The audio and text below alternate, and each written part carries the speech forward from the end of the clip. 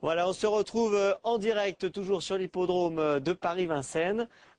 Didier Louis est toujours à mes côtés. Alors en fait, Didier Louis, il y avait quelque chose, on était en train de parler de Pharaon Blue, de ses qualités, etc. Et puis on va maintenant parler aussi, on a hâte de le revoir, en tout cas on va le revoir cet hiver pour conclure ce Pharaon Blue. Il a sûrement de belles choses à faire cet hiver, à condition d'être sage, c'est ce qu'on a compris tout à l'heure. Absolument, c'est un choix qui a été préparé pour le meeting d'hiver. Bon, maintenant, il faut qu'il soit sage. Alors, vous avez plusieurs casquettes dans le monde des courses. Vous avez été driver amateur. Alors, on parlait de ça tout à l'heure. Vous me disiez, en fait, vous avez remporté 5 courses, juste de quoi finalement de pouvoir venir à Vincennes, c'est ça? Tout à fait, c'était l'objectif. Moi, j'ai commencé ça il y a 12 ans. J'avais appelé Roger Vercuis, qui avait l'école d'amateur. Et à Roger, je lui avais dit tout de suite, moi, monsieur Vercuis, je voudrais courir un jour à Paris, à Vincennes. Il m'a dit, bah, écoute, on va essayer de faire ça. Je vais t'apprendre bien le métier. Et j'ai appris très vite. J'ai gagné mes 5 courses la première année. Et après, j'ai couru à Vincennes. Et mes activités, le travail prenant, à un moment donné, je pouvais plus m'entraîner. Et quand on s'entraîne pas, même amateur à Vincennes, ça peut pas faire. Alors, la compétition, vous connaissiez puisque vous aviez pratiqué des compétitions de vélo auparavant. Oui, j'ai couru jusqu'à la limite de passer professionnel, puisqu'en 74, j'avais le choix ou passer professionnel ou m'installer. À l'époque, passer professionnel cycliste, c'était pas facile, il n'y avait pas beaucoup de revenus, j'ai préféré m'installer. J'ai été fabricant de vélos pendant une vingtaine d'années, de très haut de gamme, puisque j'ai été aux États-Unis, j'ai été directeur sportif des coureurs d'armée rouge soviétique 3 ans, enfin, palmarès. C'est moi qui ai sorti Marc Madio, Yvon Madio, Thierry Barry, voilà. Alors, je peux vous dire que Bruno Armand, qui travaille avec nous, qui coordonne cette émission, a un vélo Didier Louis. Ça m'étonne pas, j'en vois toujours rouler.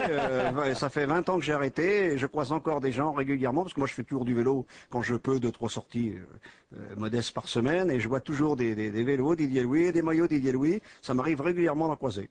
On me dit qu'il faut que vous baissiez un tout petit peu votre micro parce qu'en fait, hop, voilà.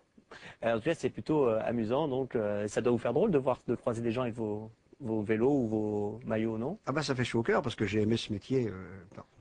C'est super, si vous voulez, comme j'aime le métier des chevaux aujourd'hui. Moi, c'est un métier que je fais par passion, c'est pas. Alors, ce qui est amusant, c'est que les chevaux ont pris une grande importance pour vous. Vous avez démarré, donc vous l'avez dit, en amateur, et puis vous avez décidé de manager des gens qui ont envie d'acheter des chevaux, de se faire plaisir. Vous avez réuni des propriétaires et vous gérez ensuite, vous managez ensuite la carrière des chevaux que vous faites acheter à vos propriétaires. Vous pouvez nous expliquer comment ça marche? Oui, c'est simple. En principe, c'est 5 copropriétaires maximum sur un cheval. Donc moi, je sélectionne des chevaux que j'achète, que je vends à mes clients en part, en principe ce sont des parts de 20%, ou en totalité. J'ai aussi à peu près dans ma clientèle 10% de clients qui ont des chevaux en totalité. À partir de ce moment-là, moi je me suis inspiré de ce qui se faisait un peu dans le galop, un petit peu. C'est-à-dire que je me suis dit, les clients, ils achètent un cheval, ils se connaissent pas, c'est difficile, il va y avoir des problèmes, il y a une tête de pont, il y a quelqu'un qui soit professionnel.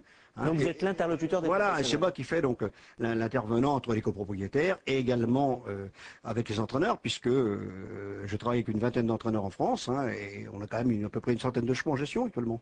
Ah oui, quand même, c'est énorme. Voilà. Et alors, s'ils sont cette centaine de chevaux en gestion, ils sont répartis chez combien d'entraîneurs? Comment vous choisissez? Oui, une quinzaine d'entraîneurs dans toutes les régions de France. J'en ai à Paris chez Peter Henberg, j'en ai chez Daniel Libert maintenant, j'en ai chez Bruno Mel dans le Sud-Ouest, j'en ai chez Michel Donium, un peu plus chez Michel. Bon, j'en ai un peu partout, quoi. Chez Bruno Marie, on a un cheval qu'on vient d'acheter qui s'appelle Prosper Ouldala, qui est un bon cheval. J'ai réussi à acheter, à revendre tout de suite à 4 copropriétaires qui sont pour l'instant très contents. Quelles sont pour vous vos meilleures réussites en achat? Quels sont les chevaux dont vous êtes le plus fier? Les meilleures réussites, c'est les chevaux qu'on fait des valeurs quintées. Ma meilleure réussite, c'est au tout début, c'était avec Roger Vercuis, je l'avais acheté, c'était Jackpot du Relais, que j'ai vendu à l'écurie du Relais. Ça, c'est le premier cheval qu'on a acheté avec Roger, Yerline, et qui a été quand même classique. Bon cheval, bien sûr. Ceci dit, j'ai eu beaucoup de chevaux qui ont gagné des courses, j'ai eu Goudatou, qui ont gagné des quintées, maintenant on a Pharaon, j'ai une jument Fessina d'Oriès, qui est une jument de quintet, une bonne jument. Bien sûr, Non, on a eu quand même beaucoup de réussites et on gagne beaucoup de courses un peu sur toute la France, puisque mes chevaux courent sur toute la France, c'est ce qui plaît à mes clients, qui sont bien sûr répartis dans toute la France. Répartis dans toute la France, voilà. Ah, vous n'arrêtez pas de vous déplacer également alors? Ouais, je voyage beaucoup. Vous êtes un peu comme Jean-Michel Bazir qui fait 100 000 km par an. Pas quand même, moi j'en fais 80 000 moi quand même. Ah oui, quand même. Ben oui, parce que les clients, ils veulent bien vous faire un chèque, mais ils veulent aussi, surtout, comment dirais-je, avoir un suivi, avoir un conseil, ils peuvent m'appeler à n'importe quelle heure. Moi, je crois qu'il ouais, est là, c'est un peu exceptionnel. Mais si vous voulez, je fais un vrai travail, quoi. C'est pas seulement vendre un cheval et puis demain il n'y a plus de Didier Louis. Et quand ça va pas, parce que le problème, c'est pas de vendre des chevaux, c'est facile quand on a des chevaux comme Pharaon Blue. Tout le monde est content, mais il faut pas oublier que malheureusement dans les chevaux, c'est tellement aléatoire que si vous voulez, très très souvent, il y a des Si vous voulez problèmes. répondre pour dire de vous rappeler, il n'y a pas de problème. Non, je vais essayer de le couper, mais j'arrive pas. Excusez-moi. Je vous en prie. Excusez-moi. Excusez-nous, on est en train de vous Attendez, raccrocher. je vais lui faire un truc parce que On est... vraiment, je suis désolé. Je vous en pas du tout prie, je vous pensé à en mon prie. portable et Attendez, comme ça, prenez votre temps, vous inquiétez pas. Les gens savent ce que c'est. Voilà. En fait, il y a des... je vais vous expliquer, je vais expliquer. Donc oui, je vous disais, Je vous en prie. excusez-moi, c'est surtout quand le client qu'il faut l'accompagner, c'est quand le cheval ne va pas, n'est pas bon ou a des problèmes de santé.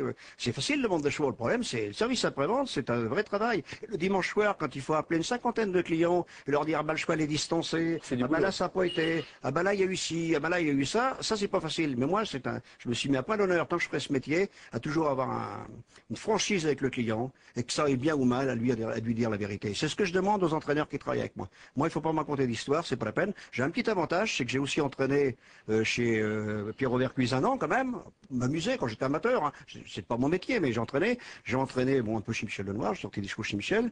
Ça vous permet de Chez Hugues comprendre comment ça Nordin et marche. j'étais un an chez Michel Charlot. Donc quand même, j'ai appris Vous avez l'entraînement. de l'expérience. Donc j'ai un avantage, c'est que je suis quand même capable de discuter avec un entraîneur et ils le savent bien, donc ils me racontent pas l'histoire, ils me disent la vérité. Parce que c'est ce que je dis, il faut toujours dire la vérité à un client. C'est pas la peine de mentir un jour ou l'autre. La vérité éclate. Vous savez, il y a des bons moments, des mauvais moments. Les bons moments, il faut les savourer, comme ce soir, on en a beaucoup, mais on a aussi des mauvais moments. Quand quelqu'un investit, vous fait confiance aveuglément, met de l'argent sur un cheval et que le cheval il tourne pas bon, ou vinaigre, comme on dit dans le métier, mais malheureusement, il faut bien dire aux gens que l'achat d'un cheval de course est très aléatoire et que c'est un investissement risqué. Il faut pas raconter d'histoire. Hein. Puis avant tout, bon, c'est une source de loisirs, de plaisir, d'émotion. Voilà, ça doit etc. être ça avant tout. À chaque fois qu'un client me dit, moi, monsieur Louis, je voudrais un cheval, mais je voudrais faire un placement, moi, je dis non, on peut pas, ou alors je voudrais pas perdre d'argent. Je dis, monsieur, c'est pas possible. Si vous devez gagner de l'argent, faut pas y penser. Ça viendra tout seul. Mais gagner de l'argent avec les chevaux de course, c'est trop aléatoire. Alors aussi, maintenant, j'ai un rat d'élevage que c'est des clients à moi, des clients à qui j'ai vendu une copropriété de cheval il y a 4 ou 5 ans, quand j'étais un rat d'élevage à côté de Vimoutier dans l'Orne, dans le fameux triangle d'or de l'élevage, où on fait de l'élevage à nos clients. Et également, on a une grosse partie dans les clients qui ont plusieurs chevaux. Je leur ai conseillé d'investir sur des poulinières de haut de gamme avec des très bonnes saillies, de façon à faire plaisir avec la course, bien sûr, mais également de pouvoir vendre un peu leurs produits pour équilibrer leur budget. Parce que acheter que des chevaux de course, c'est malheureusement ça serait trop difficile. En tout cas, on sent que vous êtes passionné, on sent votre énergie, hein, l'enthousiasme, ça fait plaisir également de J'ai sentir. également mes couleurs au galop, puisque je démarre aussi au galop. J'ai quelques chevaux, on a gagné quelques courses au galop. Ah là, vous commencez le même schéma au galop donc Oui, actuellement. tout à fait, oui. D'accord. Et j'ai un peu de réussite. On démarre, j'ai 4 ou 5 chevaux, mais on a déjà gagné 2-3 courses en province. Très bien, bah, écoutez, on va suivre ça de près. En tout cas, voilà, vous souhaite plein de réussite cet hiver pour le meeting qui arrive vite. C'est vrai, Jeff tout à l'heure nous disait c'est dans 15 jours déjà le meeting d'hiver. Vous vous rendez Bien compte ? sûr. Faut être prêt. Faut être prêt et on se prépare. Tout à fait. Merci d'être passé Didier Merci Louis. beaucoup. Tout de suite, on va retrouver Jeff justement pour parler de la 5e course. Il est quelle heure ? 22h02, on est à 6-7 minutes du départ, Jeff.